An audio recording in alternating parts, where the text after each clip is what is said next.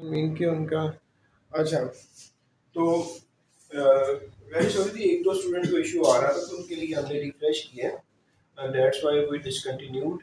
तो हम रिज्यूम करते हैं। रिज्यूम तो आई बिलीव कि आपको कम्युनिकेट हो गया कि आपका जो टेस्ट होने जा रहा है ये ये सेल टैक्स एक्ट टिल 9 और 9 से 14। तो ये जो इंशाल्लाह हम जो है ना we are going to take your first test और लेट्स सी के रिजल्ट्स क्या रहते हैं। लेकिन बैच वाले तो माशाल्लाह बहुत बेहतर थे और काफ़ी बेहतर हो रहे हैं और वो तो आपकी कमिटमेंट होगी इंशाल्लाह। और हाँ ये तो है, लेकिन इसके अंदर चैप्टर के टाइटल और शेड्यूल के टाइटल्स वो भी शामिल है। शेड्यूल सारे के 13 शेड्यूल सारे 13 जिसमें ओमिटेड भी हैं और चैप्टर 10 उनके टाइटल भी। तो ये आप लोगों ने प्लीज अपने आप को इस तरह प्रिपेयर करना है। चैप्टर 10 सारे सेक्शन सारे। हाँ तो अब हम चलते हैं और टैक्स इनवॉइस को पढ़ते हैं।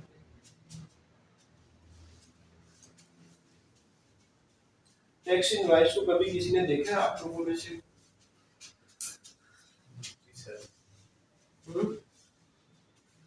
देखा तो है। क्या होता है बेसिकली? बेसिकली एक पेज ही होता है, एक डॉक्यूमेंट होता है टैक्स इनवॉइस। अच्छा इसका सेक्शन का जो सेक्शन नंबर अभी हम पढ़ने लगे हैं, section number 23 G that deals with tax invoice. देखो ये कुछ सेक्शन है, लाइक रिटर्न को सेक्शन कौन सा डील करता है? 26 करता है। इनवॉइस को कौन सा डील करता है? 23 करता है। एग्जेम्पशंस को कौन सा सेक्शन डील करता है? 13 करता है। जीरो रेटेड को कौन सा सेक्शन करता है? 4 करता है।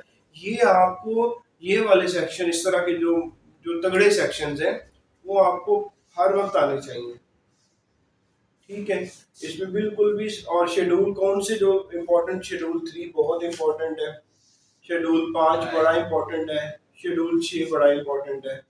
बाकियों की मैं कम नहीं कर रहा, लेकिन इनके बारे में ये ऐसे हैं जो कि भी आपके इंटरव्यू में आएगा वो आपसे फौरन पूछ लेगा।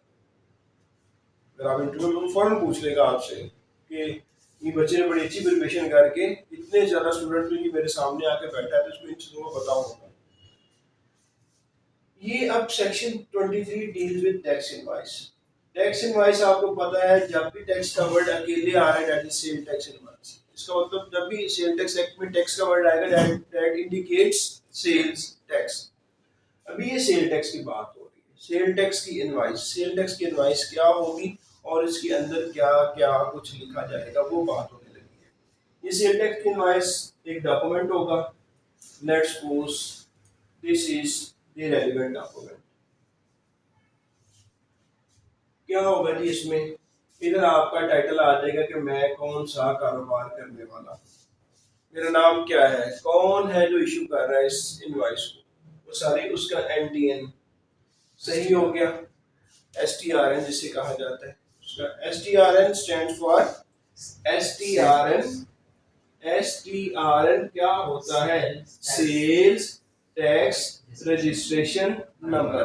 तो आप ओब्लिक एनटीएन भी लिख लेते हैं लोग प्रैक्टिकली जो है, तो वो यहाँ पे एसटीआरएन ओब्लिक एनटीएन अपना लिख देते हैं, ऊपर अपने बिजनेस का नाम लिखते हैं, साथ में यहाँ पे अभी मैं ये बता रहा हूँ जो होना चाहिए। पहले तो बताओ कि ये इनवॉइस बनाने के लिए जुबान कौन सी होनी चाहिए? What should be the language of invoice? Message आएगा कि अभी भी जूम आईडी का एरर आ रहा है। हम क्या करेंगे जूम, लेकिन देयर आर 50 स्टूडेंट्स या इसके इन बिटवीन है जो पार्टिसिपेंट्स हैं और एक दो के साथ एरर आ रहा है तो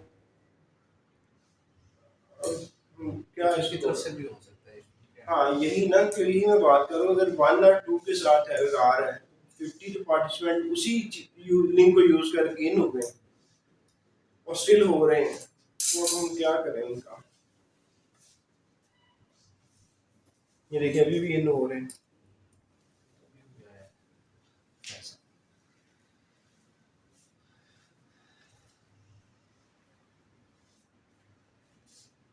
अच्छा, हम इस तरह करेंगे आधा पौना घंटा पढ़ने के बाद 5 मिनट उनके साथ लगा देंगे। अच्छा, तो ये डॉक्यूमेंट बन गया।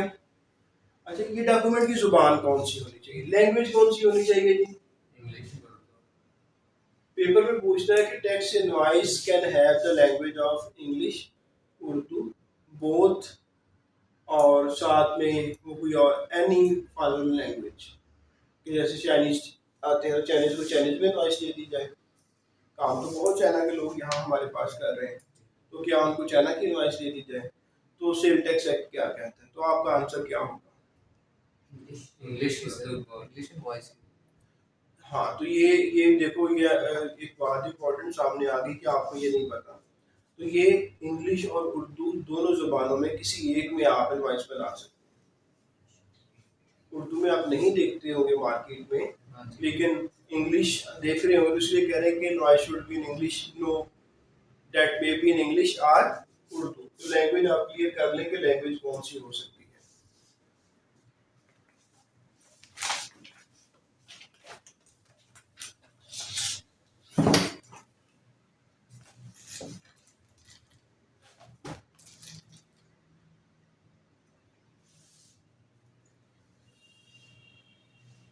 अच्छा, एक क्वेश्चन जो पेपर में और आ सकता है, मैं इसको इनवॉइस भी बनाता हूँ फिर साथ में आपको बताता जाऊँ कि और क्या आ सकते हैं।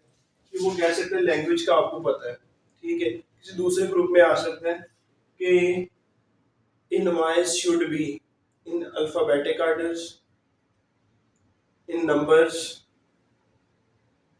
Serially numbered, none of the above. तो आपने कहना है कि इनवॉइस जो है वो सीरियल नंबर्ड, एक सीरियस के साथ नंबर्ड में हो। कि वो फॉर एग्जाम्पल एक 1 to 9 है ना, तो आगे ये ना हो कि आगे 133 हो। यार 1 to 9, 130, 131, 132 सीरियली नंबर्ड हो। तो आंसर आपका क्या होना चाहिए? ये वाला सीरियली नंबर्ड, ना कि अल्फाबेटिक ऑर्डर, ना combination of alphabets and numbers, बल्कि हमने अपने फौरन सही आंसर पे जाना है कि यार लॉ के अंदर लिखा हुआ है सीरियली नंबर्ड। जो जो जो ये होगा आपने उसके ऊपर चले जाना है।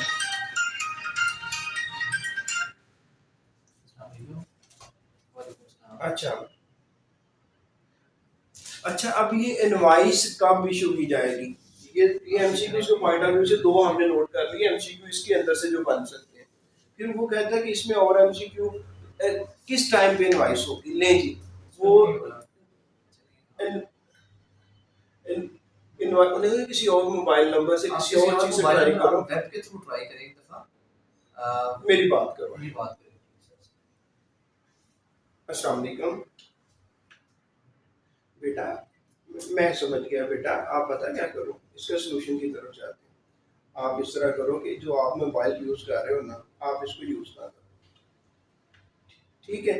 आप अपने फादर साहब के, ब्रदर के, सिस्टर के किसी और मोबाइल से ट्राई करो उसी लिंक को, ठीक? और जब आप करते हो ना, तो क्योंकि बाकी सारे ही एडमिट हो रहे हैं, एक सिर्फ आपका है ना और एक और स्टूडेंट है उसका प्रॉब्लम आ रहा है, बाकी से इसका मतलब है कि आपके मोबाइल में कुछ तरह का प्रॉब्लम चल रहा है। तो आपको चेंज करके शायद आप इन हो सके, ठीक है? आप वेट करें, आप ट्राई करो। मोबाइल से कंप्यूटर से ट्राई करें। नहीं, ब्लॉक कोई नहीं किया हमने तो आप अगर ब्लॉक भी किया है तो आप किसी और से आ जाओ तो आप इन हो जाओगे, ठीक है? चलो, अच्छा, वेलकम जी। कोई भी बात हो तो शुरुआत साहब से बात किया करें। हमने काम उनके की। हाँ, उनके काम अच्छा, उन्होंने कर दिया है। अभी तक नहीं है। वो भी गुस्से वाले बंदे हैं, आप लोगों के काम भी तो ऐसे है ना, ग्रुप बैच बन के। बैच वन ने क्या किया जी कि लिंक उठाते हैं और लिंक उठा के पता नहीं कहाँ कहाँ फेंक देते हैं। तो ये क्या अच्छी बात है कि आप एक ग्रुप में लिंक को कॉपी करते हैं और सेटल करवा देते हैं किसी और ग्रुप के अंदर, तो ये तो ठीक नहीं है।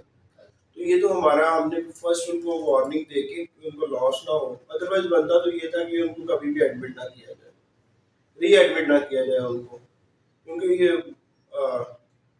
ये तो सीधी सीधी सी गलत बात है, तो इसमें कोई दूसरी राय ही नहीं है। तो एनी हो कि हम उनको एडमिट कर रहे हैं कि चलो कोई नहीं, कह रहा है कि बड़े होने के नाते हम। लेकिन नेक्स्ट अगर इस तरह की प्रॉब्लम आपके ग्रुप में, तो मैंने अभी बता दिया ना शुरू में कि कोई ऐसा स्टूडेंट जो कि ग्रुप का लिंक इन्वॉल्व पाया गया कि उसने कहीं और शेयर किया है, तो वो दोबारा प्लीज एडमिट नहीं होगा क्लास में। दूसरा कि एक ग्रुप है, उसमें वो हमारा क्लास का ग्रुप नहीं है, वो कोई भी ग्रुप है, आप उसके मेंबर हैं, आप उसके मेंबर हैं, आप उसके मेंबर हैं, वहां पे क्लास का लिंक शेयर हो रहा है और आप उधर बैठे सुन रहे हैं, तो गिल्टी सिर्फ वो नहीं है, गिल्टी आप भी हैं। या तो आप ग्रुप छोड़ दें, वो एग्जिट कर दें ग्रुप, तो या फिर आप हमें बता दें कि सर आपकी क्लास का लिंक यहाँ पे मौजूद है, आप यहाँ पढ़ा रहे हैं कि आपकी क्लास के लिंक तो कहाँ कहाँ पे घूम रहे हैं।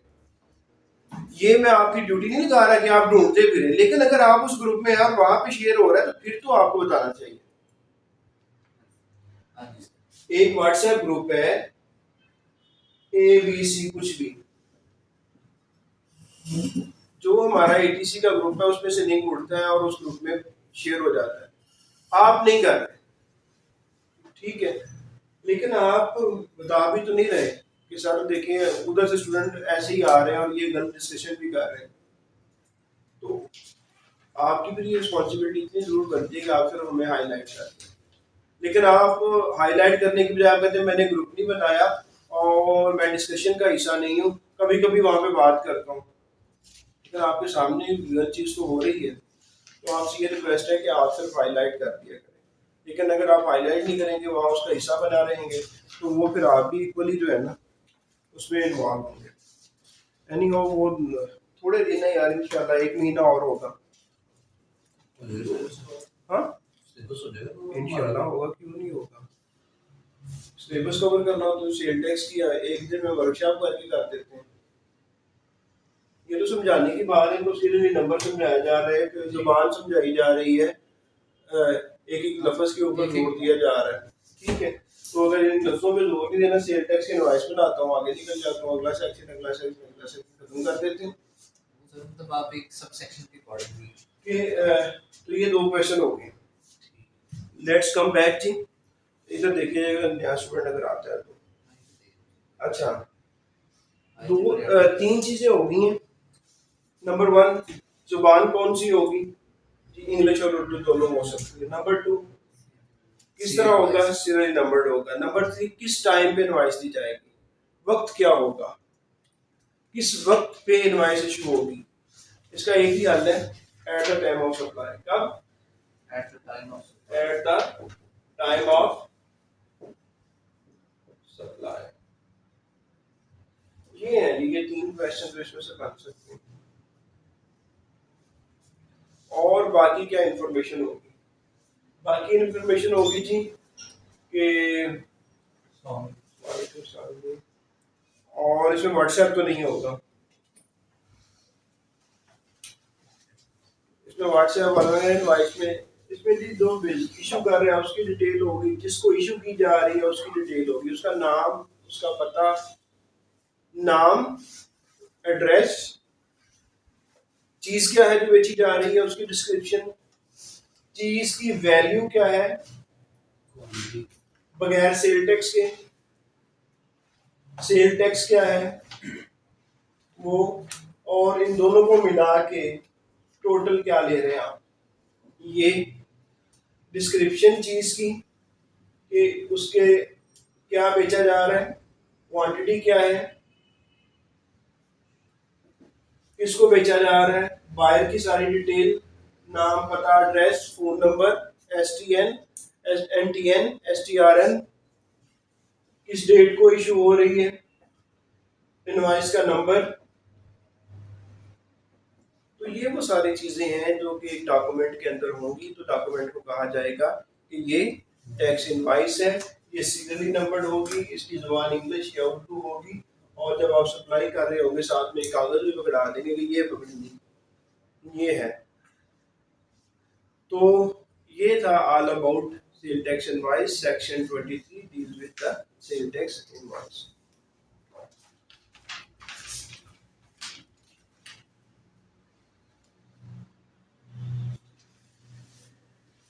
अच्छा, इसको ना इसको कहते हैं value exclusive of sale tax, ये sale tax, value inclusive of sale tax, ये तीनों चीजें होंगी इसके अंदर। Value exclusive, value exclusive of sale tax, जी sale tax, value inclusive of sale tax. ये सेल, ये बगैर सेल टैक्स की वैल्यू ऐड किए हुए, सेल टैक्स और सेल टैक्स की वैल्यू ऐड किए हुए वैल्यू ये होगी। अच्छा, एक बहुत ही इंपॉर्टेंट पॉइंट अपने पास नोट करें इसे, ये टेक्निकल पॉइंट है थोड़ा सा। कह रहा है, नो सुनिएगा जी पार्टिसिपेंट, प्लीज इसको गौर से सुनिएगा। एक रजिस्टर्ड पर्सन जो कि टैक्सेबल सप्लाई कर रहा है, वो अगर चाहे तो वो इशू कर सकता है, may issue invoices to another registered person electronically and to board and to the commissioner. बात सिर्फ समझाने वाली ये है कि वो कह रहा है कि वो इनवॉइस इशू कर सकता है किसको, दूसरे रजिस्टर्ड पर्सन को। इनवॉइस किसको इशू की जा सकती है, ये क्वेश्चन है। रजिस्टर्ड पर्सन को, बोर्ड को और कमिश्नर रिलेटेड रेवेन्यू। ये बात वो इसमें कह रहा है। ये तीनों को हो जाएगी, आप कहेंगे ऑल ऑफ दी अबव, क्योंकि वो कानून में कह रहा है। क्यों कह रहा है मुझे नहीं पता, लेकिन कह रहा है। जब कह रहा है तो आपको जो वो कह रहा है आपको वो पता होना चाहिए पेपर पास करने के लिए। वो बात जो है इलेक्ट्रॉनिकली, वो कह रहा है इलेक्ट्रॉनिकल इनवॉइस किसको इशू हो सकती है, रजिस्टर्ड पर्सन को, बोर्ड को, कमिश्नर को। All of the above are correct. आपका आंसर क्या होना चाहिए, all of the above correct. अगर आप सिर्फ कहेंगे रजिस्टर्ड पर्सन तो फिर क्या हो जाएगा, गलत हो जाएगा। कानून ने कह दिया वो कर सकता है तीनों को, तो बस ठीक है, कर सकता है इलेक्ट्रॉनिकली। तो इसमें से हम कुछ क्वेश्चन निकाल के लाए हैं, वो 4-5 इसमें से इजीली क्वेश्चन बन सकते हैं। एक तो ये वाला, ठीक है, एक लैंग्वेज वाला, एक सीरियल नंबर वाला, at a time of supply, और एक ये। तो ये हम जो क्वेश्चन बना के लाए हैं, इसको आप जिस तरह भी नोट्स बनाते जाएंगे। इलेक्ट्रॉनिकली और सब मैनुअली भी ना, ये तो कानून के अंदर मैनुअली लिखा हुआ है, नहीं सिर्फ इलेक्ट्रॉनिकली लिखा हो तो हम अपनी मर्जी से नहीं कहते। बाकी दूसरों के बारे में साइलेंट है तो हम साइलेंट रहेंगे। अगर वो एक्सप्लिसिटली कह रहा है, हाँ, तो फिर आप देखो कानून जो है ना, जिस तरह लिखा गया है उसको उसी तरह इंटरप्रेट करना चाहिए, उसको उसी तरह समझना चाहिए। हाँ, तो अपनी जो है ना वो हम बाइसनेस तो नहीं इसमें डाल सकेंगे। मैं ऐसे समझता है, लेकिन लिखा कहाँ पे है। अच्छा जी, आगे सेक्शन आ गया जी, वो भी बड़ा ही इम्पोर्टेंट है। इम्पोर्टेंट इसलिए है कि वो रिकॉर्ड को संभाल के रखने का है। रिकॉर्ड को, ये देखो आप इनवॉइसेस क्या होती हैं, आपका रिकॉर्ड होता है ना, आपका रिकॉर्ड होता है, और बहुत सी दूसरी चीजें भी रिकॉर्ड का हिस्सा होती है। इनवॉइस उसका एक हिस्सा है, इनवॉइस उसमें से एक छोटा सा हिस्सा है। सेक्शन ये आप लोगों ने आई होप नोट कर लिया होगा जी सर। तो आप इसको,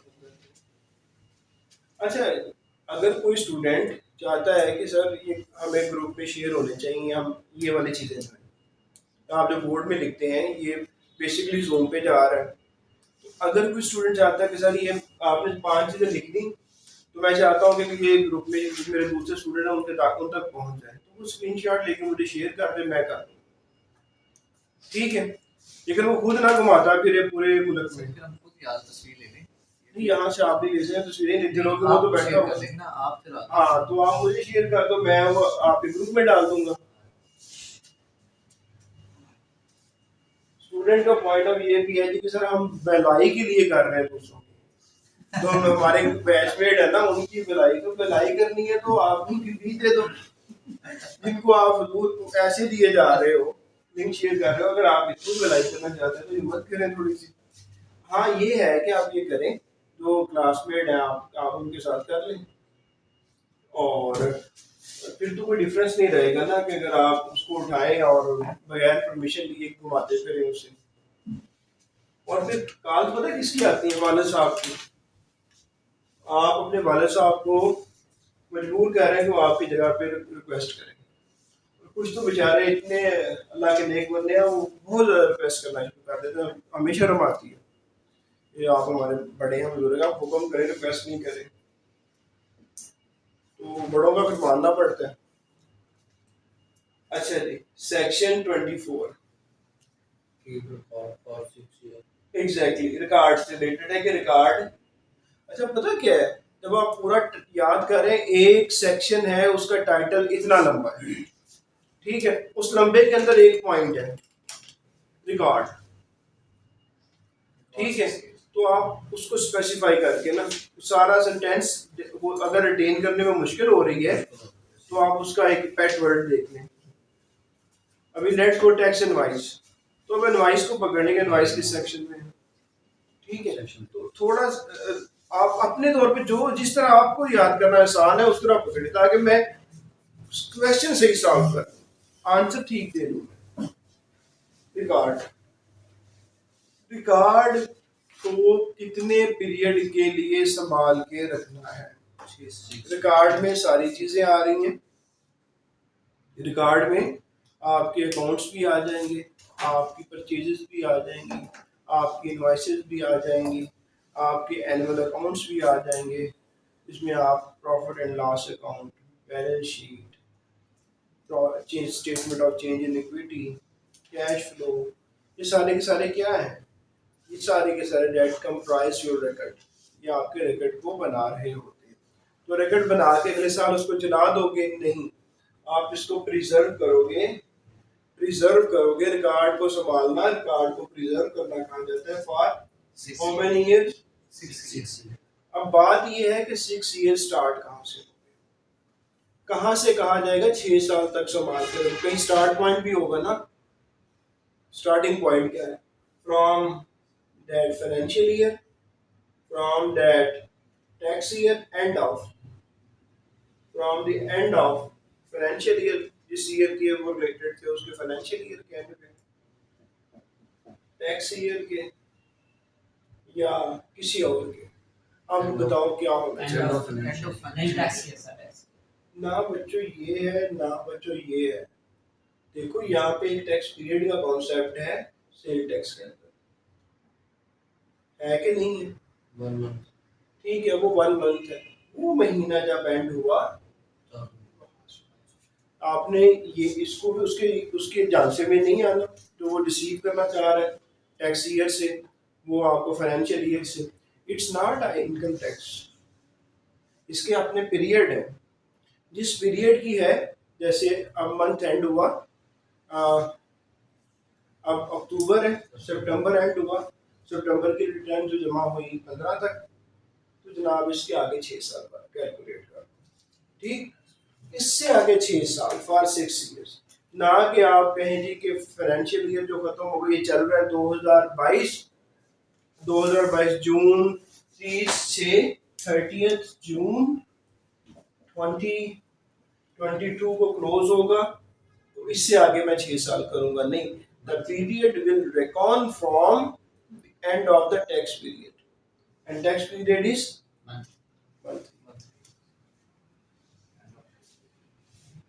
जी सेक्शन इसमें इसके अलावा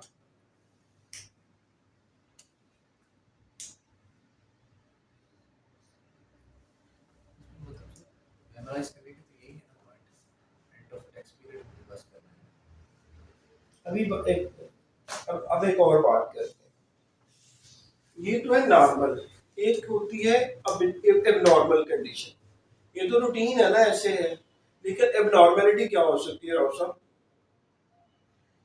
किसी भी टाइम जमा करवाना, नहीं जमा तो करवाने नहीं, रिकॉर्ड रखने का है, कि रिकॉर्ड रखना कहाँ से शुरू करेंगे 6 साल के लिए, लेट्स सपोज कि आप 30 से 2000, एक पिछले 6 साल का रिकॉर्ड था, उसका एंड हो रहा है 30 से 2022, मैं कहता हूँ नहीं, इसको अभी भी डिस्ट्रॉय नहीं करना, इसको अभी भी खत्म नहीं करना, बिकॉज देयर आर रीजन, वो रीजंस क्या हो सकती है, वो रीजन ये हो सकती है कि एक केस कोर्ट में लगा हुआ है, ठीक है,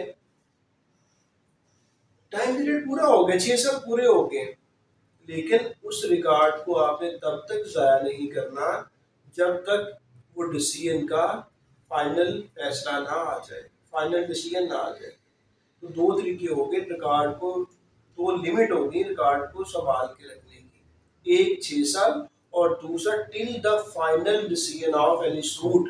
वो सूट अपील में भी हो सकता है, वो सूट एडीआर, वो पूछ सकता है कि एडीआर स्टैंड्स फॉर, जी ADR stands for, additional ADR appellate tribunal alternative dispute resolution. ये डिस्प्यूट रेजोल्यूशन का, डिस्प्यूट क्या होता है, जिसमें दो पार्टीज के दरमियान डिसएग्रीमेंट हो जाए वो डिस्प्यूट बन जाता है। ये तो प्राइवेट बंदों की हो गई।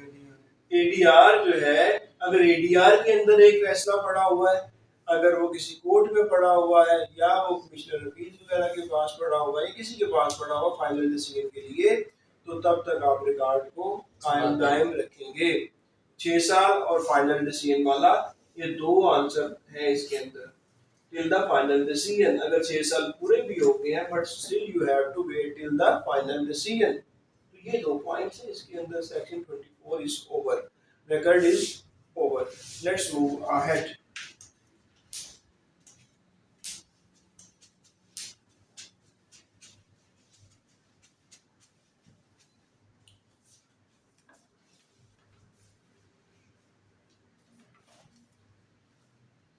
real access to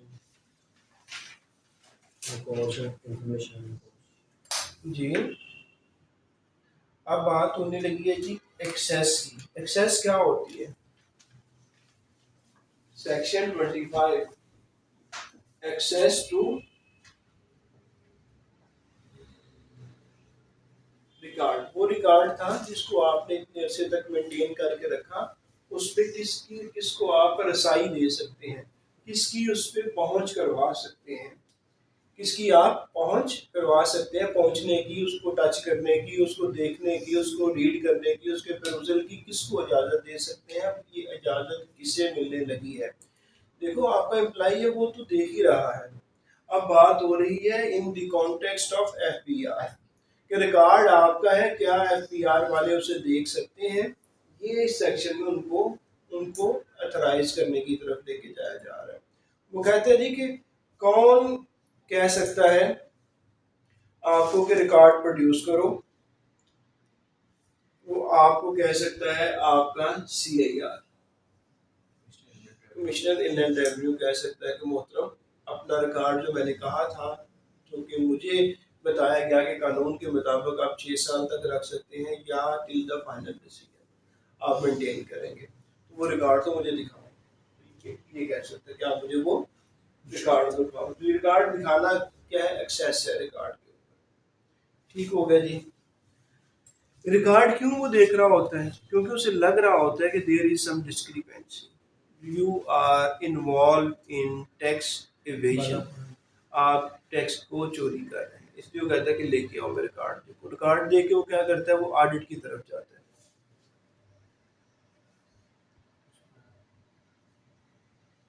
very good, very good. Abdul Naeem साहब ने जी हमें आंसर दिया है और बड़ा उन्होंने कम्प्रीहेंसिव आंसर दिया है। There is section 47A that deals with ADR and ADR is the open form of ADR is alternative dispute resolution. So thank you very much जी, I appreciate. अच्छा, वो कहता है जी कि जो रिकॉर्ड मांग रहा है वो क्या कर सकता है? कहते हैं साल में एक बार वंस इन अ ईयर वो उसका ऑडिट कर सकता है। How many times in a year? Once in a, एक दफा साल में उसका ऑडिट कर सकता है।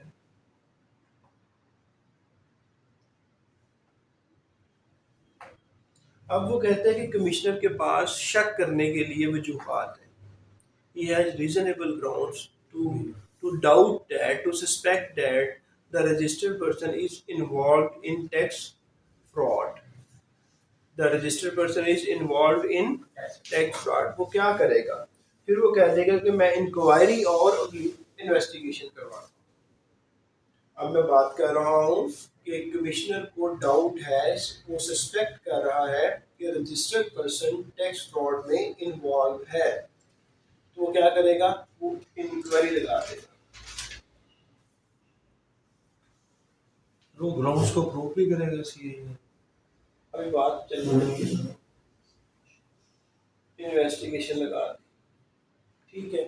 ये क्या होती है, ये क्या होती है, ये फैक्ट्स को सामने लाने के लिए सारा काम किया जाता है। वो फैक्ट सामने लेके आएंगे कि क्या डाउट ठीक है या नहीं ठीक है। अगर डाउट सही निकला तो बंदे को अकॉर्डिंग टू लॉ जो है उसको कहा जाएगा कि जनाब इतना आपने टैक्स चोरी किया, इस पे इतना डिफॉल्ट से चार्ज बनता है और इस पे इतनी पेनल्टी बनती है, ये तीनों चीजें जमा करवा दो। इंक्वायरी गलत साबित होती है तो कहते हैं ठीक है, डाउट था, हमें डाउट दूर हो गया, इसलिए आपको एक्विटल दिया जाता है, आप मुकम्मल तौर पे वाइट है, आप पे हमें सॉरी तो नहीं कोई भी कहता, लेकिन ये आर्डर दे दिया था कि okay your proceedings are closed here, please file these proceedings.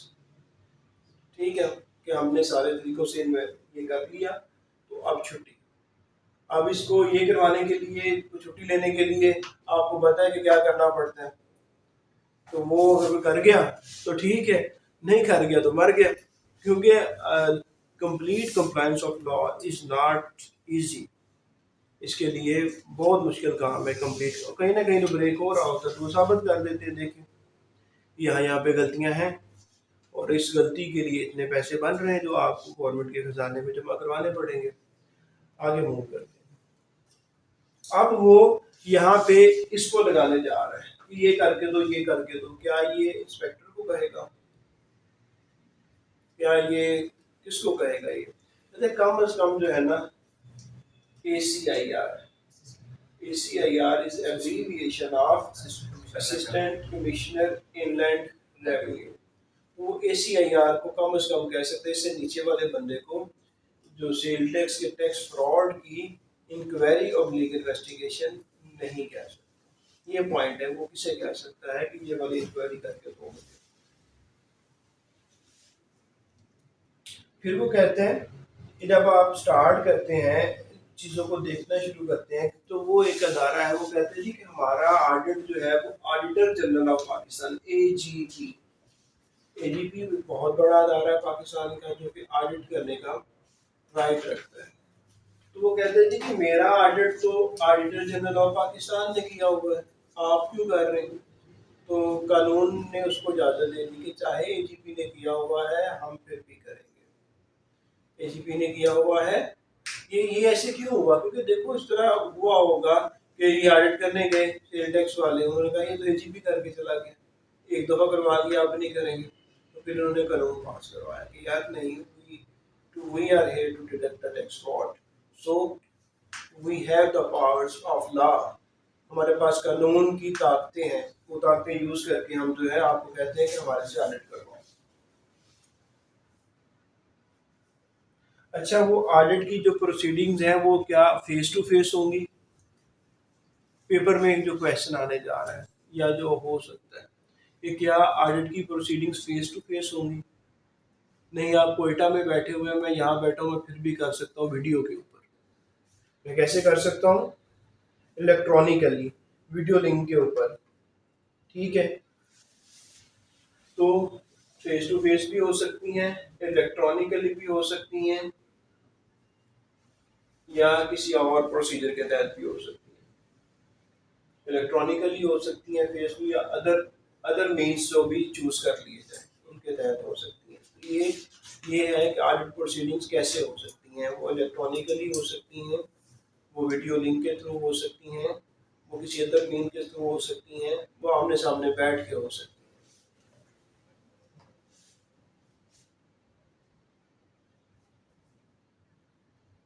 देखो अब बात हो रही है कि यार जब भी प्रोसीडिंग्स होंगी, ये बताओ कि ऑर्डर किस सेक्शन में पास होता है सेल टैक्स का?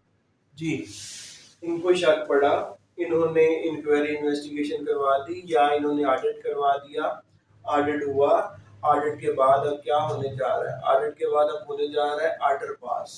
क्योंकि किसी को बताना हो कि तुमने इतना टैक्स चोरी किया है, तो क्या आप बताओगे, किस तरह बताओगे? ऑर्डर के तहत होगे, ऑर्डर किया आपने, हुक्म दिया हुक्म किस सेक्शन में हो रहा है जी? Uh, इसको असेसमेंट आर्डर कहा जाता है। सेक्शन 11 सेक्शन 11, वेरी गुड जी। सेक्शन 11 में जाके आप ये कह देंगे कि जनाब आपने इतना टैक्स अवेल किया हुआ है, प्लीज़ ये पे कर दो। तो जब ये पे करवाएंगे तो सिर्फ टैक्स नहीं करवाएंगे, बल्कि tax plus default surcharge plus penalty. ठीक होगी बात?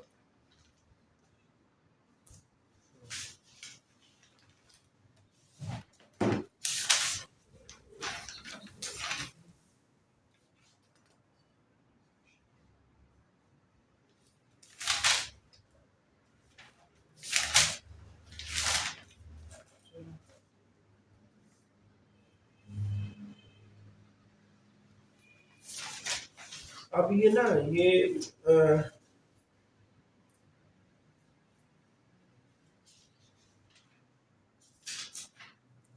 अब ये तीन इंडिपेंडेंट सिनेरियो हैं, इनको ध्यान से देखिएगा कि एक बंदा है, वो खुद आता है सामने, कहते हैं यार ये टैक्स मुझसे रह गया, मैं नहीं दे सका, मुझसे ले लो।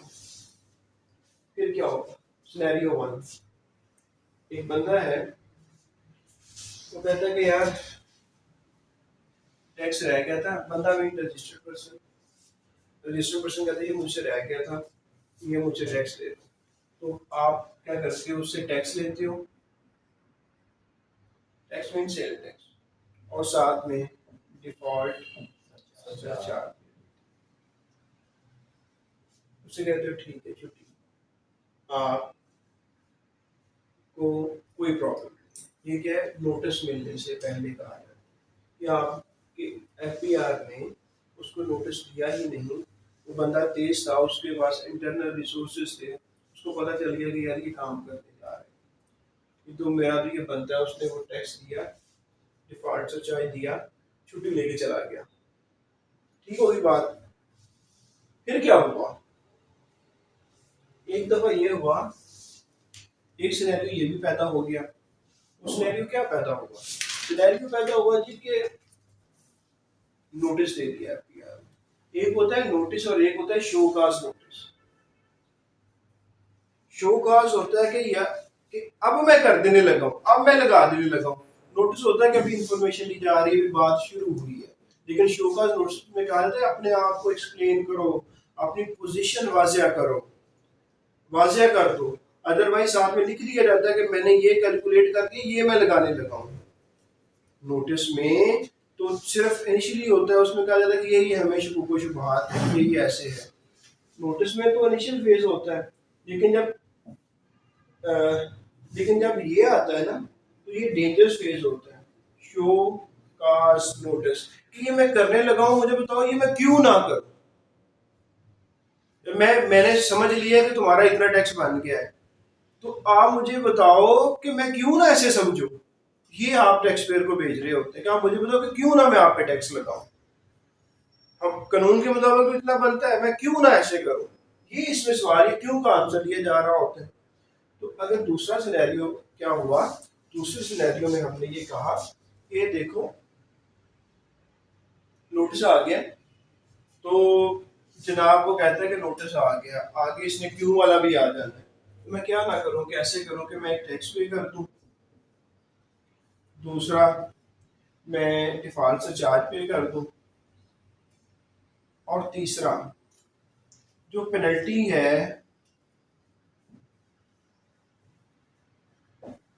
उसका 25% पे कर दूं, तो क्या मेरी जान छूट जाएगी, नोटिस खत्म हो जाएगा। हाँ जी, एफबीआई ने कहा जी हम कानून में लिख देंगे कि इस पे जाओ ही ना, ठीक है, टैक्स दो, अपना डिफॉल्ट से चार्ज दो, जो पेनल्टी बनती है उसका 25% दो, नोटिस अपडेट, सस्पेंडेड, एंडेड, खत्म, फॉल्ट, ये हो जाएगा। तीसरा सिनेरियो ये है कि आ गया जो नहीं आना चाहिए था, शो काज नोटिस, लेकिन बंदा फिर कहता है कि यार शो काज नोटिस आ गया, टैक्स बन रहा है 5 लाख, वकील साहब के पास गया हूँ, वकील साहब कहते हैं यार इसको सेटल करवाने के लिए मैं आपसे ले लूँगा 4 लाख फी दूंगा। कहते ये 4 लाख फी देनी है, मैं पागल हूँ? 4 लाख फी दे के तुमने लड़ना है, केस लड़ना है, केस लड़के क्या होना है, बाद में मुझे लग जाए तो फिर कौन रिस्पॉन्सिबल होगा कि 4 आपको भी दूँ और 5 इधर को 9 लाख रुपया दूँ? तो क्या ना मैं 5 चुप करके ना दे दूँ? ठीक है, तो कहते हैं जी टैक्स में मैं दे देता हूँ। शो का नोटिस आ गया। अब क्या हुआ, सिनेरियो 3 में आपके घर लेटर पहुंच गया कि ऐसा क्यों ना किया जाए, आप आके बताएं ना। ठीक है, तो वो कहते हैं टैक्स में मैं दे देता हूँ, डिफॉल्ट से चार्ज भी दे देता हूँ और 100% पेनल्टी भी दे देता हूँ। फिर शोभा नोटिस का क्या बनेगा यार, अब क्या बनना है, उसके थ्रू जो करना सारा कुछ तो आपने खुद कर दी है, तो वो तो एंड ही होगा उसका। तो ये 3 सिनेरियो जो है इसको आप नोट करें। इनके वैसे आगे शो जा पोस्ट नोटिस से भी होंगे 3 सिनेरियो। आगे जाके सेक्शन 34A में पार्सल चार्ज और पेनल्टी एग्जाम हो जाएंगे। नहीं, आगे जाकर वो बात कर। सर ये तीनों सिनेरियो शो पोस्ट नोटिस होंगे। लास्ट यार में वो होगा बताया नहीं कि देखो, लास्ट यार देखो इसमें तो हमने कहा कि अभी कुछ भी नहीं हुआ, उसको खुद रियलाइज हो गया, सबसे उसने वॉलंटरली अपनी मर्जी से, चाहे उसे जैसे भी एहसास हुआ, एहसास कराने वाले कोई भी थे। अभी देखो फॉरेन एसेट्स की इंफॉर्मेशन आई कि इसके एसेट्स हैं, जो रिसोर्सफुल लोग थे उन्होंने पता कर लिया होगा कहीं से, उन्होंने डिक्लेयर कर लिया और साथ में उस पर जो भी बनता था वो पे कर दिया। अब एफबीआर क्या करे, जो कि जिन्होंने खुद डिक्लेयर करके उस पर जो बनता था वो भी पे कर दिया, तो आप उसको मारोगे क्या? वो कहेगा डिक्लेयर कर दिया, पैसे भी दे दिए।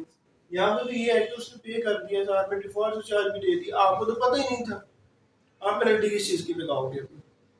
ठीक है, तो कानून में भी आपने शेल्टर दे दिया उसको।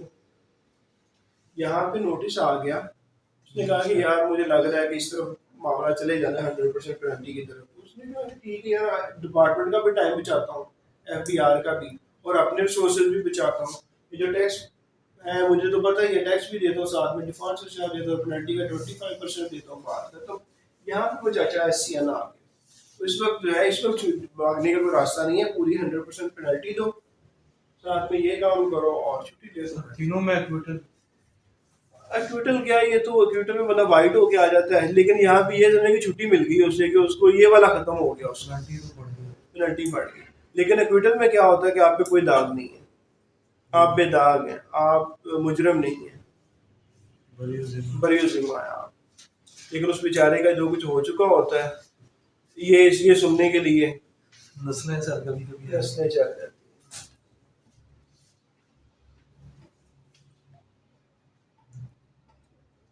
तो ये इम्पोर्टेंट पॉइंट थी जो हमने आपके साथ डिस्कस किए। अब आ जाता है 25A। 25A क्या है? ड्राइव सैंपल सैंपल तो जी 25A में है जी कि सैंपल को लेना, सैंपल को लेना। सैंपल क्या होता है? नमूना हम्म, नमूना ड्राइंग ऑफ सैंपल्स के, ये मैं इसको याद कर रहा हूँ। ड्राइंग ऑफ ड्रा करते हैं, ले लेते हैं सैंपल के। कहते जैसे आप मार्केट में जाते हैं ना, तो कहते हैं कि यार किस किस क्वालिटी के चावल है आपके पास, वो कहते हैं इस चीज़ के, ये सैंपल मुझे दे दें। ठीक है, आप उसको घर में ट्राई करते हैं और ट्राई करके फिर आप क्या करते हैं, ऑर्डर कर देते हैं। लाइक जो बड़े रेस्टोरेंट्स हैं वो क्या ऐसे सारे के सारे मनों के मन गोदाम से उठा लेते हैं, वो सैंपल उठाते हैं।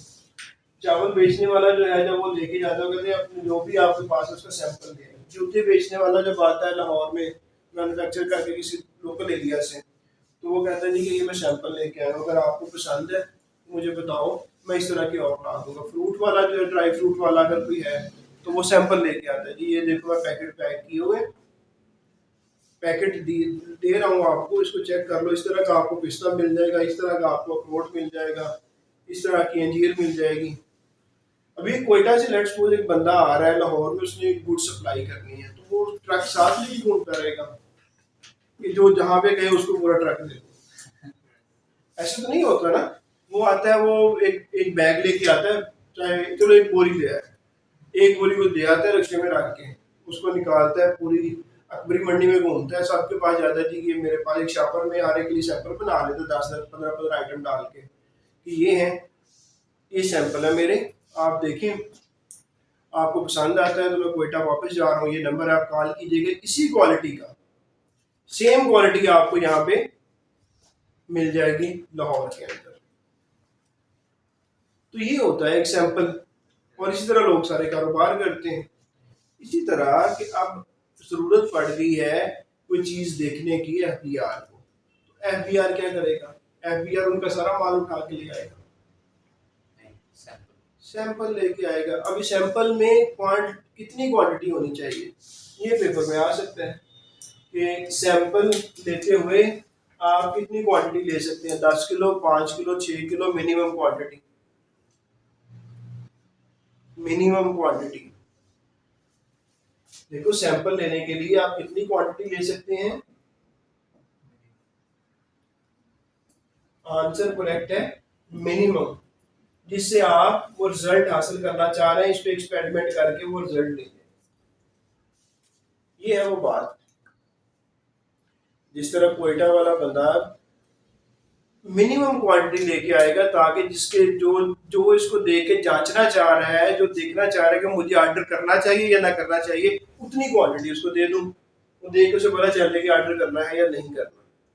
इसी तरह एफबीआर भी जब सैंपल लेगा तो वो कितनी क्वांटिटी उठाएगा? मिनिमम क्वांटिटी उठाएगा, जिससे जो वो रिजल्ट जिसपे अपना प्रोसेस करना चाह रहा है वो प्रोसेस कर सके। जो भी मिनिमम चाहिए उतना लेगा। लेते हुए क्या ख्याल रखा जाएगा?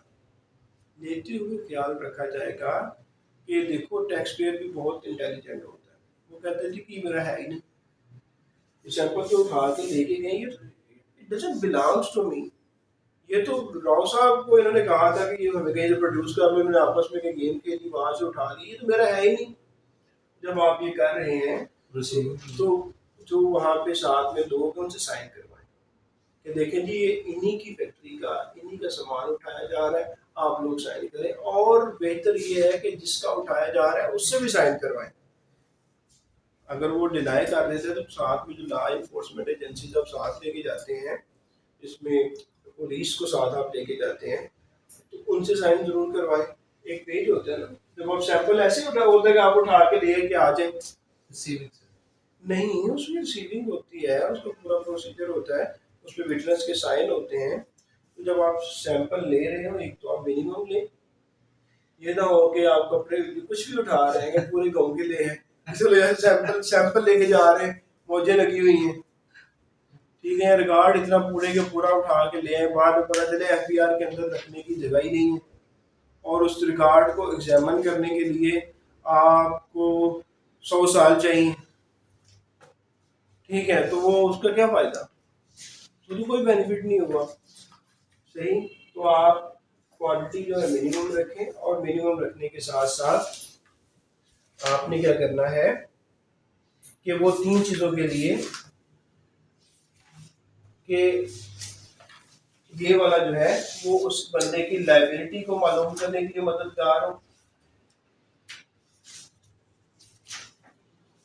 फिर उसके बेसिकली आप क्यों कर रहे होते हैं ये सारा अमल, सारा प्रोसेस क्यों कर रहे होते हैं? इसलिए कर रहे होते हैं कि अगर कोई टैक्स की चोरी हुई है तो वो पकड़ ली जाए, अगर टैक्स नहीं दिया गया तो वो उसको सामने लेके आया जाए, इसलिए ये करते हैं ना, उठाते हैं। तो आपने इतना उठाना है कि लायबिलिटी एस्टेब्लिश कर सकें उसकी।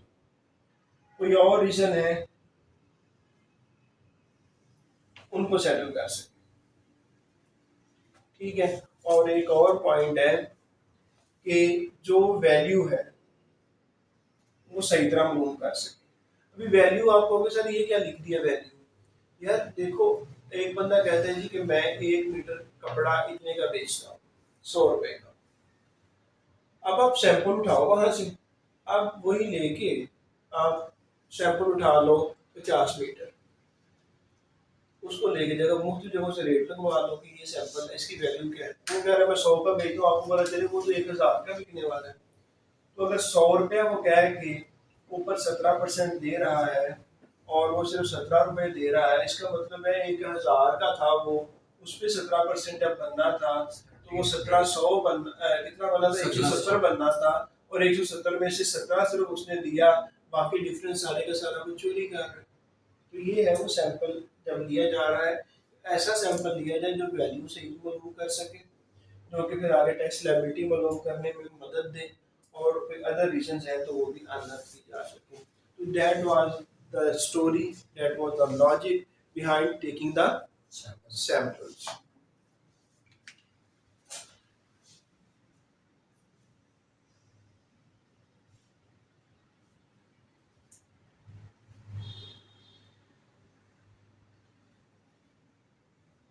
और एक और बात, वो कहते हैं कि साइंस खून तो करवा लिए, जो कपड़ा आपने उठाया उसी का आधा उसको पकड़ाए कि ये मैं लेके जा रहा हूँ।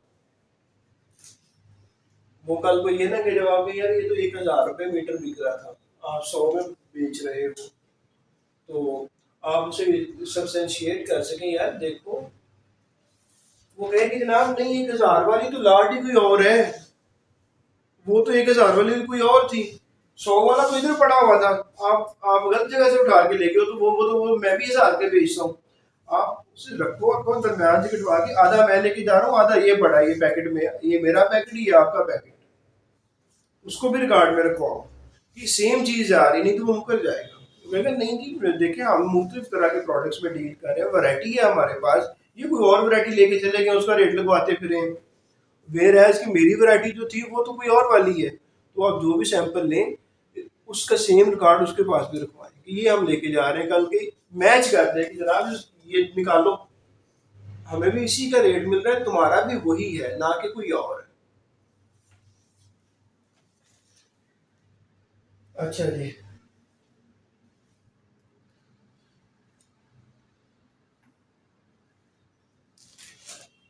और जो भी सैंपल लिया जाएगा बाद उसकी रसीद बनाई जाएगी, पक्की रसीद, और उस रिकॉर्ड को संभाल के रखा जाएगा। हमने केस ऐसे भी ख़त्म करवाए हैं कि ख़त्म करवाए तो अभी now I am a tax and corporate consultant. तो कानून में लिखा हुआ है कि जब आप किसी बंदे की सस्पेंशन करेंगे, तो सस्पेंशन करने के बाद 2 हफ्ते के अंदर आप अपने FPR के नोटिस बोर्ड पे लगाएंगे कि, और इतने दिन तक वो नोटिस बोर्ड पे लगा रहेगा कि mister Rao and Rao company has been suspended from the sale tax registration. तो वो लगा दिया, ठीक है, बोर्ड के ऊपर अनाउंस कर दिया उन्होंने। अनाउंस करना ज़रूरी है, कमिश्नर इंडियन रेवेन्यू इंश्योर करेगा, नहीं किया, डेली हमने नोट किया, नहीं किया, प्रूफ के तौर पर लेके जी कि ये तो था ही नहीं, इसलिए उन्होंने नहीं लगाया। ठीक है, इनकी इंटेंशंस कुछ और थी, they were trying to deal, to come on some deal, वो डील के लिए वेट कर रहे हैं, एक्चुअली तो ये है ही नहीं, अगर होता ये कानून पे अमल ना कर लेते। इस बात पे जज साहब कन्विंस हो जाते हैं कि हाँ यार ये तो होता ही ऐसे है, पैसा चाहते थे वो आप लोगों ने नहीं दिया और सस्पेंड कर दिया आपको। ठीक है, तो इसलिए आप रसीद को संभाल, छोटी छोटी चीज़ें हैं, रसीद को संभाल के रखेगा, LTO RTO CTO, अगर नहीं रखेगा, और जब जैसा वे लाए जी आपने उठा के लाए थे माल, कहाँ है रसीद, कहाँ है उस बंदे के उसके ऊपर साइन, आपको ना सिपाही के साइन है ना उसके साइन है, सिर्फ अपने एक अफसर ने AC ने साइन किए हुए, ना साथ में उसकी टीम के 8 बंदों के साइन भी नहीं, ये अकेले नहीं चले जाते उठाने के लिए ये साथ में पूरी टीम जाती है जिसमें 2-3 इंस्पेक्टर होते हैं, ऑडिट ऑफिसर्स होते हैं, खुद वो हेड कर रहे होते हैं, बाद में वो साथ में जब वो कोर्ट में पेश करते हैं ना ला के, उसमें सिर्फ जनाब ने अकेले ने साइन किए होते हैं, मतलब प्ली लेता है, देखिए इंटेंशन देखिए, ये अकेला खेल रहा है, ये ही इज प्लेइंग, ये अकेले जनाब खेल रहे हैं और खेलने के पैसे ले रहे हैं। ठीक है, तो फिर वो कन्वेंस हो जाते हैं कि हाँ यार कि अगर इन्होंने एक्चुअल था तो टीम गई, टीम किधर है, टीम से रातों रात में साइन हो रहे तो फिर गलतियाँ हो जाती हैं, अगर टाइम पे किया होता सारा तो फिर काम ठीक होता। तो that was all about section 25A। 25AA, 25AA क्या कहते हैं? Transaction between associates. तो ये इसमें क्या है, एसोसिएट्स कौन होते हैं?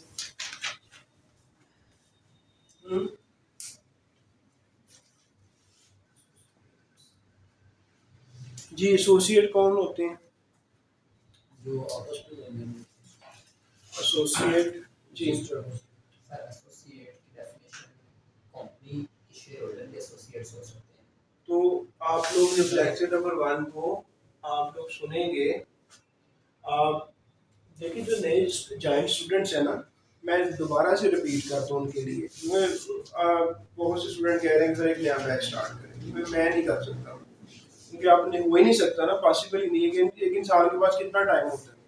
और इस दफ़ा मेरी टेक्स्ट प्रैक्टिस जो है ना काफ़ी हिट हुई है कि बहुत से जो मेरे क्लाइंट्स हैं उनकी कंप्लेंट्स भी आई हैं कि सर आप उस तरह टाइम नहीं दे रहे जिस तरह ईयर की क्लोजिंग है। तो अब इस तरह है कि आप देखो ये जो चीज़ें अवेलेबल है उनको तो यूटिलाइज करें ना। लाइक सेल टैक्स का लेक्चर अभी एक कल ज्वाइन कर रहा है, लेकिन जो सेल टैक्स के 2-3 पढ़े हुए हैं, उन 3 या 4 पढ़े हुए हैं, हाँ जी, डेफिनेशंस पढ़ी हुई हैं, सेल टैक्स का 1 पढ़ा हुआ है, 2 पढ़ा हुआ है, तो पढ़े हैं ना। पढ़े हैं ना।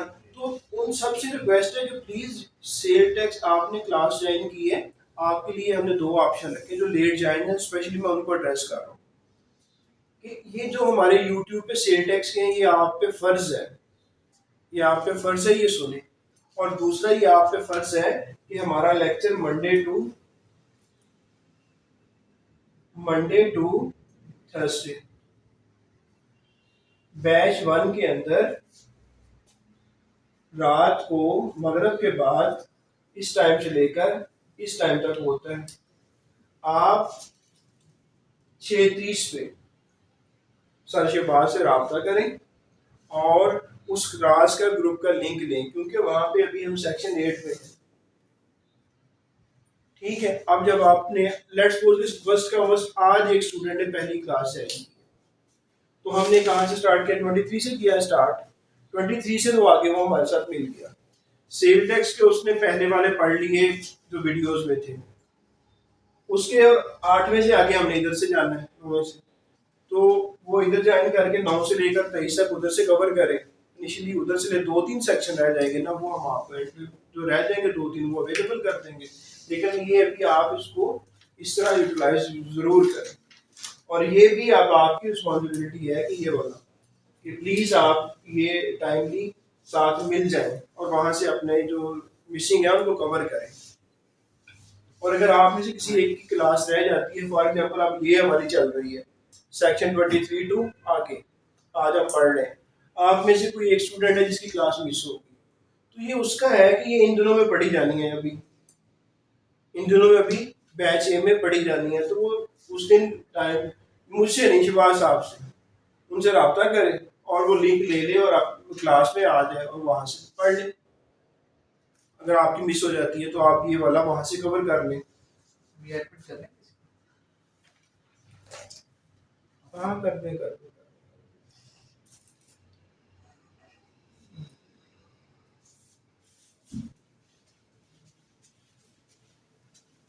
10:30 के करीब चलते हैं, उस वक्त देंगे उस ब्रेक।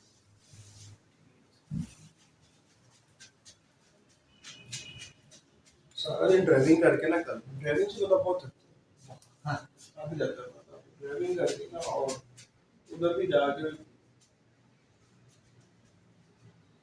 ऐसे लाइफ कुछ नहीं है इंसान की यार, कुछ भी नहीं, पानी का एग्जैक्टली यही है कि कोई पता नहीं चलता। हम लोगों के बड़े लंबे लंबे प्लान होते हैं, ये कर लेंगे, घर है तो घर में ये कर दो, छोटा है तो बड़ा कर दो, बड़ा है तो गाड़ी बड़ी कर दो, ये कर लो वो कर लो। कौन सा डिस्ट्रिक्ट? मैंने गया तो सामना ही था, ठीक भी है, लेकिन आर्ट टाइम था।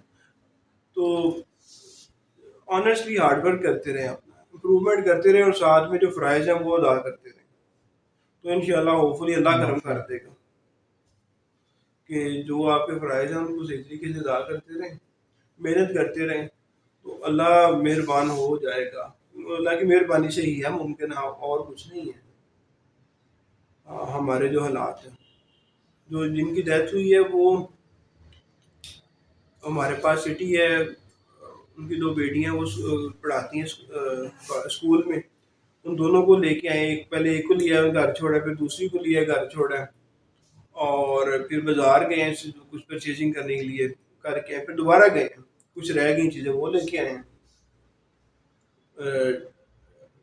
डिनर किया है। गांव में लोग डिनर कर लेते हैं मगरिब की अजान के साथ, वो किया है। तो उसके बाद ना थोड़ी सी बात के लिए बंदे निकल जाते हैं कि चलो यार एक चक्कर लगा लें जी, वहीं पे काम खत्म हो गया। पता नहीं अब क्या होगा। खाना वगैरह खाया शाम को, ठीक वॉक के लिए वहाँ के लिए गया, वहीं पे एंड हो गया। वहाँ से वो वहाँ करते करते तबीयत खराब हुई, उधर ही गाँव में डॉक्टर है उसके पास गया कि मैं उनके पास पूछता हूँ यार मेरी तबीयत बड़ी खराब हो रही है, तो उधर पहुँचते पहुँचते काम खत्म हो गया। ये है लाइफ। और जो कल उससे पिछली रात को वो सारे काम कर, अगली कल वाली जो रात प्रीवियस गुजरी है वो कब्र में थे। ये है कि चलते फिरते सारे काम करते करते इंसान गायब हो जाता है। अच्छा, तो ये एसोसिएट प्लीज वहां से देखें। और एसोसिएट इज ए कंप्लीट जो है एक बात है, ये पूरी एक डेफिनेशन है, लंबी है कि कौन एसोसिएट होगा। ठीक है, एसोसिएट बेसिकली एसोसिएट आपस में एक दूसरे को मिसयूज कर रहे होते हैं। मिसयूज कैसे कर रहे होते हैं कि लेट्स सपोज कि एसोसिएट आप वहां से देख लेंगे, लेकिन अभी एस्टैब्लिश समझ लेते हैं कि मिस्टर ए और मिस्टर बी ये साहबान आपस में दोनों एसोसिएट हैं। डेफिनेटली जब एसोसिएट एक दूसरे को चीजें बेचते और खरीदते हैं ना तो ये गड़बड़ करते हैं। वही बात हम कर लेते हैं कि मिस्टर ए जब जाते हैं तो 100 रुपए वाली 1000 वाली चीज जो है ना मिस्टर बी को बेचते हुए 100 की बेच देते हैं। ताकि देखो अगर 100 की बेचेंगे वैल्यू ऑफ सप्लाई कम ले आएंगे, वैल्यू ऑफ सप्लाई कम होगी तो रेट चाहे वही लगे तो आने तो 17 रुपए हैं। और यहाँ पे क्या बनना था 170, उन्होंने आपस में मिलकर क्या किया 170 में से 17 निकाल दें जी, तो 153 का तो वो खा गए, गवर्नमेंट का पैसा खा गए ना। तो उन्होंने कहा कि जो डेफिनेशन एसोसिएट की बन जाएगी तो आपस में अगर दो एसोसिएट हो जाते हैं, आपस में क्या है दो एसोसिएट है, तो उस वक्त वैल्यू का ख्याल रखना है कि वैल्यू क्या होगी, ये वाली होगी या ये वाली होगी, तो उसमें क्या रहता है फेयर मार्केट वैल्यू की तरफ जाया जाएगा। आपस में चाहिए जितने की भी बेच रहे हैं जो भी फेयर मार्केट वैल्यू है, जो कि आम तौर पर वो चीज वो कपड़ा जितने का मार्केट में बिक रहा है उतना ही का समझा जाएगा कि ये भी आपस में बेच रहे हैं। ये नहीं कहा जाएगा अपनी मनमर्जी करें और 1000 वाली 100 रुपए में बेचते रहे और गवर्नमेंट के खजाने को लूटते रहे। और ये अक्सर जो देखें जितने भी हमारे ही बिजनेसेस हैं, हमारे मीन कि हम जैसे लोग हैं ना, वो मेरे नहीं कि आप समझ लीजिए सारे इन्हीं के हैं। मैं कह रहा हूँ कि हमारे मीन कि हम हमारे जैसे लोग हैं, सारा साल कारोबार करते हैं, रिटर्न फाइल करते हैं, रिटर्न फाइल करते हो तो बॉटम लाइन क्या आता है,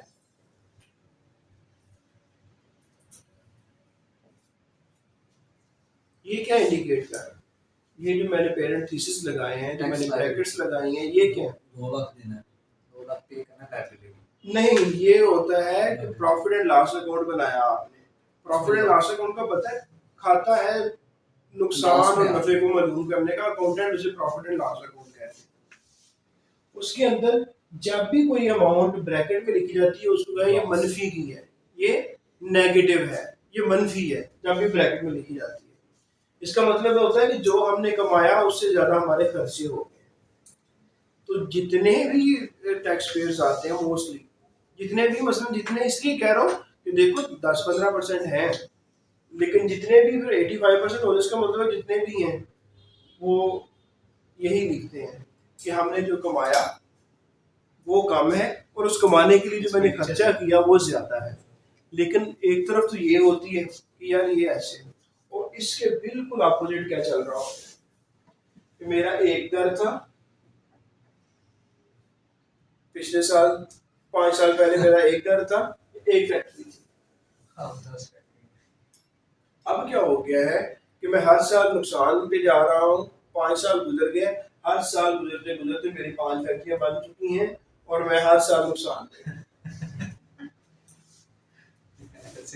ऐसे ही होता है कि हर साल मैं नुकसान में हूँ, मैं जितना कमाता हूँ उससे ज्यादा मेरा खर्च हो जाता है कारोबार में।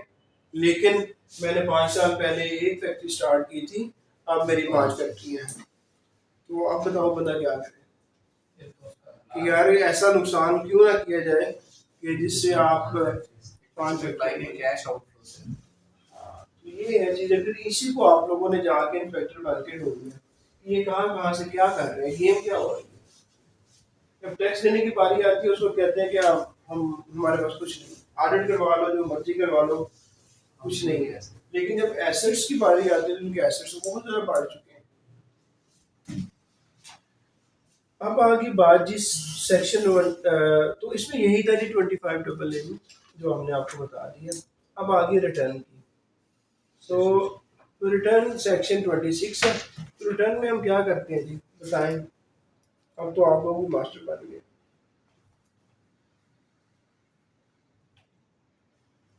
जी। टैक्स रिटर्न्स फाइल करते हैं, हम अपनी इनकम बताते हैं और साथ में एक्सपेंसेस। सेक्शन, हाँ, सेक्शन 26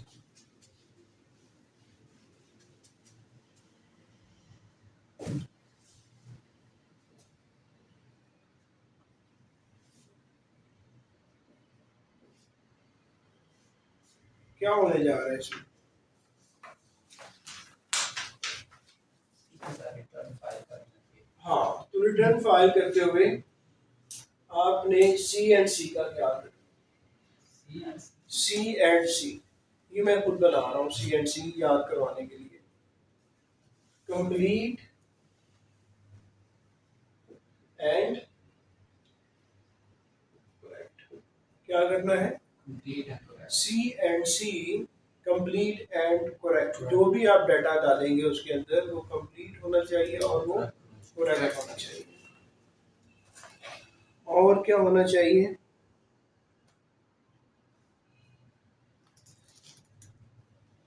और ये बताओ कि रिटर्न कितने अरसे के बाद आप फाइल करोगे। टैक्स पीरियड आप टैक्स पीरियड के बारे में कहें के मुताबिक करेंगे, और टैक्स पीरियड जो है सेल टैक्स में 1 महीने का होता है, और जब महीना वो खत्म हो जाएगा उसके बाद अगले महीने की 15 तारीख आएगी, उसके मुताबिक हम अपनी फाइल करेंगे। लेकिन वैसे 18 है ना। वैसे मैं आपको हमेशा से बताता हूँ कि टैक्स कंसल्टेंट जो है वो 18 को करते हैं, पेमेंट 15 तक ही करनी होती है, क्योंकि अगर पेमेंट 15 को ना करेंगे तो आगे आपको डिफॉल्ट से चार्ज पड़ेगा, क्योंकि आपने अकाउंट का पैसा इस्तेमाल किया होगा, जितने दिनों के लिए किया उतने दिन का डिफॉल्ट से चार्ज। लेकिन आप रिटर्न 18 तक कर सकते हैं, क्योंकि जब लिखा गया है कि FPR अगर चाहे तो कोई ऑपरेट रख सकता है, तो डेट 18 रखी गई हुई है। सेल टैक्स एक्ट में क्या है, 15 है। अच्छा, अब ये क्लियर हो गया कि महीने के महीने होगी और 15 को होगी। रिटर्न के अंदर क्या आएगा, रिटर्न के अंदर क्या होना चाहिए, डेफिनेटली सेल और परचेज हो। इनकम और एसेट्स कहाँ से आ गए यार, we are talking about sale tax return, assets तो नहीं। आप उसमें नेट प्रॉफिट आएगा वो इतना देखो, आपके पास 10 प्लांट है, 10 फैक्ट्रियां हैं, क्या ये आप सेल टैक्स रिटर्न के अंदर लिखोगे? नहीं। ये आप जब अपनी इनकम की रिटर्न सालाना फाइल करते हो उसके अंदर आप चीजें मेंशन कर सकते हो, लेकिन यहाँ पे तो आप ऐसा नहीं कर सकते। यहाँ पे आप क्यों करेंगे, कौन करने देगा आपको, ऑप्शन ही नहीं है अवेलेबल रिटर्न के अंदर। यहाँ पे आपने ये कहना है कि एसेट सिर्फ इस हद तक कर सकते हो कि ये मैंने माल खरीदा हुआ है बेचने के लिए और ये इतना नहीं बिका, जिसे आप इन्वेंट्री कहते हो, वो लिख सकते हो। स्टॉक इतना, वो भी इसलिए क्योंकि आपने उसका इनपुट लेना है, ठीक है। तो रिटर्न आप जो है, रिटर्न के अंदर आप सेल्स लिखोगे, आप परचेजेस लिखोगे,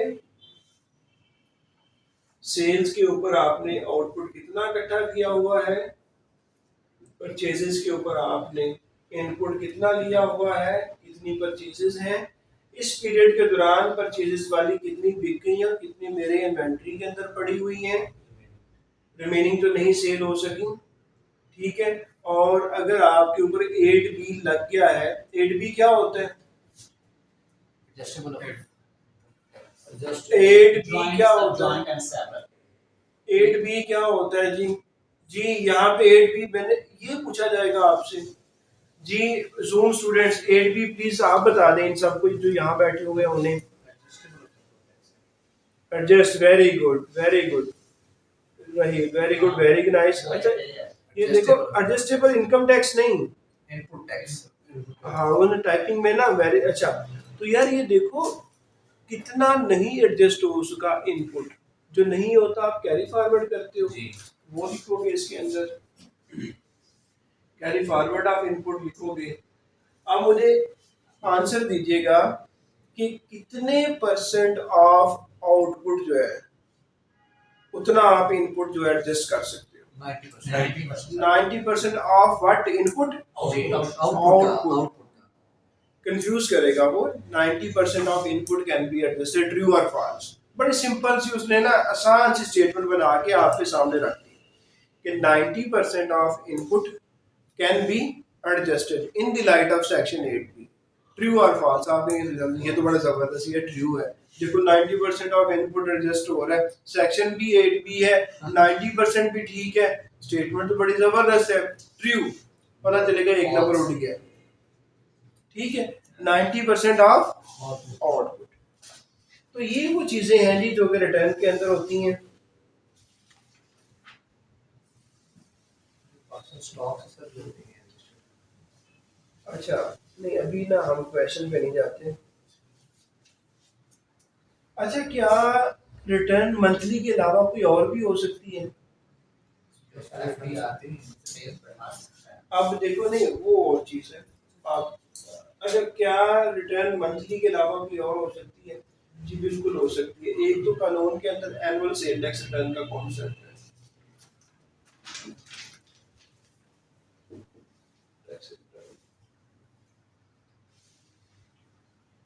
हर वो कंपनी इसे कंपनी पे लगता है, सिर्फ ये याद रखने के लिए कि हर वो कंपनी जो कंपनी है इंडिविजुअल है कंपनी जो सेल टैक्स पे रजिस्टर्ड है वो annual cell tax return file करे। ठीक है नहीं वो और चीज है, वो भी होल्डिंग है। ये सेल टैक्स की एक सेल टैक्स की मंथली रिटर्न जा रही है, एक एनुअल भेजी जाएगी। एनुअली कितना आपने सेल परचेज किया वो लिखा जाएगा। अच्छा बोर्ड एक तो मंथली जा रही है, बोर्ड कह सकता है कुछ लोगों को, और कह सकता है बोर्ड कह सकता है कुछ लोगों को कि यार इस तरह करो, क्वार्टरली क्या होता है? साल का चौथा हिस्सा। साल का जो क्वार्टर हमेशा 1/4, तो क्वार्टरली कह सकता है कि जनाब आप रिटर्न जमा करवाएं, बोर्ड कह सकता है बोर्ड के पास। तो ये और इसके अलावा क्या कहा जा सकता है? क्वार्टरली सेल टैक्स है। हाँ क्वार्टरली कह सकता है ना कि जमा करवाओ, सेल टैक्स रिटर्न की बात हो रही है और किसी की बात नहीं हो रही। और एनुअली भी वो कह सकते हैं। एनुअली कहा होगा उसने, और मैंने बता भी दिया, कह भी सकते हैं, ठीक है। हाँ और ये जो साथ में जो एनुअली होगी, क्या जो एनुअल फाइल करेगा उसको मंथली और क्वार्टरली फाइल करने की जरूरत नहीं है? वो करेंगे, ये इन एडिशन होगी, अजाफी होगी। जो पहले कहा गया है उससे क्या ये वाली होगी, ये एडिशनल होगी, ये क्या होगी, ये एक्स्ट्रा होगी, अजाफे के साथ होगी एनुअली। एनुअली और क्वार्टरली।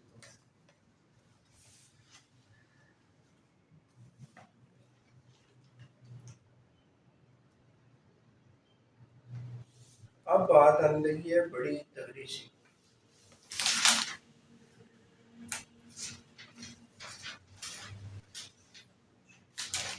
वो ये है कि आपसे गलती हो गई रिटर्न फाइल करते,